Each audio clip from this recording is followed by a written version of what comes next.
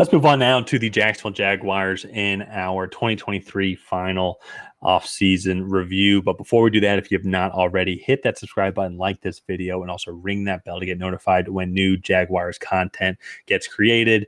Ryan and I, this is our final series of the free agency section of the 2023 offseason before we start to transition into the 2023 preview of the season. So that means a lot more content will be coming out, especially around the Jacksonville Jaguars. So be sure to subscribe and ring that bell to get notified when new content is released. And Ryan, let's get into it. The Jacksonville Jaguars, it's funny. So we've done every other team now up to this point in the AFC South. Go check out those videos. And if you have not already. But with Jacksonville, it is the complete opposite type of strategy and goals coming into the offseason. All the other teams, like you knew, they had to start preparing for the future. They all got young quarterbacks.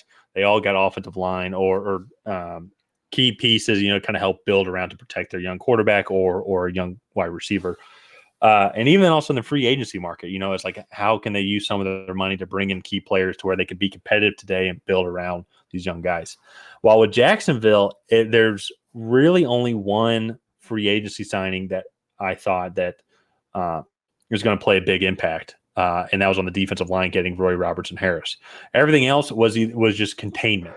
Let's keep Evan Ingram. Let's try, like, which guys can we let walk, like Jawan Taylor to Kansas City, Arden Key to Tennessee, which are kind of some key losses. But then other guys like Marvin Jones, you can let him walk. You got Calvin Ridley coming in, so it's like, so I would say it's kind of a gamble, but that could be high risk, high reward, very high reward in that scenario. So Jacksonville Jaguars kind of had a low key offseason and then a decent draft, I think, just to kind of maintain some of the dominance and kind of replenish what they did lose a free agency in the draft.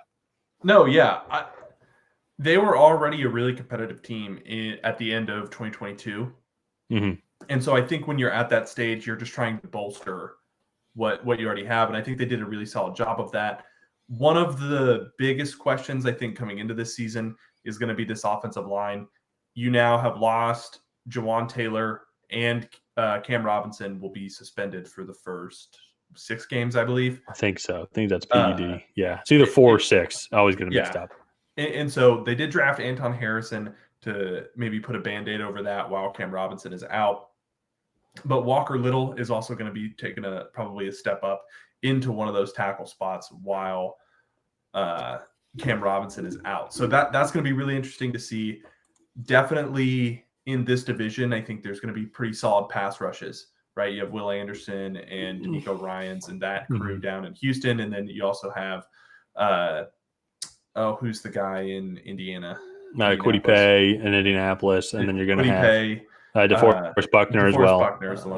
And then Tennessee, you're going to have Arden Key and company as well. Yeah, so you're going to be facing some pretty solid pass rushes. Be interesting to see. I haven't looked at their schedule super in depth, but interesting to see who they're facing in the first 6 weeks of the season. Maybe that could play a big impact. But let's go ahead and get into their roster here. Offensively, Christian Kirk, really solid first season at wide receiver for the Jacksonville Jaguars. Calvin Ridley is coming back, right? For them after his suspension. And then Zay Jones, also him and Trevor Lawrence had a pretty good connection. We kind of already talked about the offensive line. Not too much else to really say there. But to me, the big free agency keeping, I guess, was franchise tagging Evan Ingram and keeping him there in that tight end room. And then also adding Brenton Strange. I think they're fairly similar in skill set. Brenton Strange might be a little bit better of a blocker, but he's not a great blocker by any means. So I think that's really interesting. Adding Tank Bigsby as well to that running back room behind Travis Etienne, I think, is another solid addition as well. So it's gonna be a really interesting season for this offseason. Yeah. For this offense, not offseason. Really interesting offseason. And so weapons wise, I mean, they are set. Like, as you mentioned, the receivers as well, then even again, Parker Washington, someone that could come in. And then you go look at, they get 2 solid tight ends. And then I I'm really excited to see Tank Bigsby in this offense as well, because I think him and Travis Etienne can be great complements to one another. And so they also take a huge load off of Travis Etienne. I think we're seeing a lot of teams do that because, I mean, their teams are running through running backs now. It's like after a rookie contract gets put up, it's like, well, you're a little bit slower, and there's a young kid who is a fourth of the price as you. So I think they're trying to maybe save some money and also save some of these guys' legs by getting two of the same guys. So I think that could be a very interesting combination to go on. And so I agree with you as well. Is offensive line, I think, is number one story, because if you don't have a good offensive line, you're not going to be successful unless you're the 2021 Cincinnati Bengals. Calvin Ridley is going to be the second kind of storyline. How does he how does he come back? Because it's been about a year and a half since he has played any football. So it's going to be very interesting to see. No, it's been over 2 seasons. Well, he played he played part of like the first half of the 2021 season before taking a mental health break with the Falcons. Yeah, and then he got caught for gambling like right after the season. So I think he was betting on the Falcons. So I think he should have been suspended a season just for who he was betting for, because it was a horrible bet. But I digress. So coming from the Falcons fan. But anyways, but another one as well is the second half of the season, we saw a huge, huge transformation for Trevor Lawrence. What we all knew he could be. Is he going to maintain that? Is he going to then kind of grow into now this competition for who's the best young quarterback kind of behind Patrick Mahomes? Compete up there with Joe Burrow, Josh Allen, Justin Herbert? Or was it kind of a, like, he just got hot during like a winter in 2022, And so I think he can obviously keep it going. We have not seen him really fail or not bounce back throughout all of his time in college, and then now also into the NFL. So I think he can kind of keep growing from here. He's got all the weapons that he needs around him. He is going to be a little bit dependent on the development of the offensive line, but some of that's out of his control. So, but offensively, though, yeah, this is going to be an amazing team to watch. And I think that they can, if they can just, their defense can just be average. I think that they can win this division. Should be fairly easily. Yeah, no, I think you look at this offense, they're definitely the best offense in this division by probably a pretty wide margin. But yeah, speaking of their defense, let's go ahead and move on now to what they're bringing to the table this year. So you already mentioned Roy Robertson-Harris. I think that's a really nice addition. They also have where's his name? Why can't I think of it? Trayvon Walker on the opposite side, and then Devin Lloyd and Chad Muma as well, playing in that second level of the defense. So yeah, I think this defense should be a lot better than what they were last year, just based off of the development of players.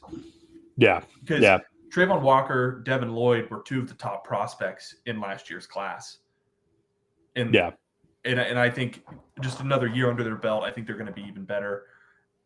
And then Tyson Campbell, I think, also should take another step forward, hopefully, for them as well. So, yeah, that's what, because this, especially like the secondary is very young, and they did get some guys to add depth and also come in and compete, but they didn't really lose too much on the defensive side of the ball. Like Arden Key was one that I mentioned, and that was the biggest one. But other than that, they haven't re-signed DeJuan Smoot. Don't know if they will or not. So that could be more depth. But then you go and get Tyler Lacey, might not need him. And as you're talking, and as you mentioned, they're very young. I mean, they're very young. Like some of these names, like that are starting right now, they are unsigned free agents. So I guess I can't really tell, but. Looks like even Josh Allen, I think, is still on his rookie contract if he hasn't even gotten an extension. So a lot of starters here are very young, hitting their prime in the season. In their career. So I really like what this defense could bring to the table. I think a lot of it is going to depend on this pass rush, because especially in the modern NFL, it's really hard for these corners to maintain coverage late into downs.